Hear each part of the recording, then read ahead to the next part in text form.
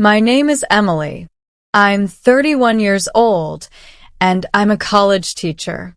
My life was simple, peaceful, and honestly a little lonely.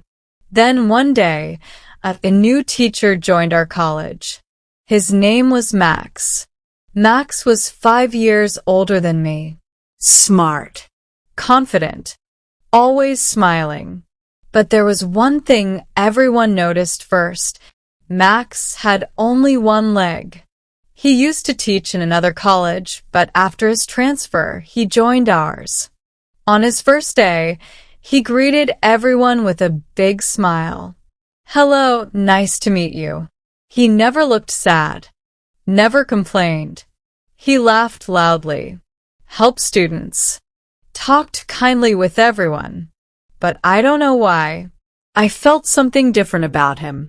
One morning, while going to college, I saw Max walking slowly on the road. There was no taxi available. He was trying his best to move fast, but it wasn't easy. He saw me and said softly, "Hello, ma'am. Can you please drop me to college on your bike?" I smiled and said, "Of course." That small ride changed everything. We started talking daily. Staff room conversations turned into long evening calls. I saw his strength, not in his body, but in his heart.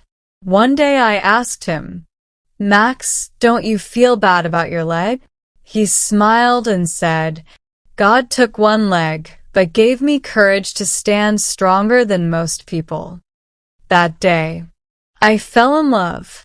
Love is not about perfection. Love is about acceptance. Love is about seeing someone's soul, not their scars. Today, Max is not just my best friend. He is my life partner. And I learned something very important. Sometimes the person who is incomplete in body is the most complete in heart. If you believe true love has no limits, like this video, comment "True Love" and subscribe for more real, heart-touching stories.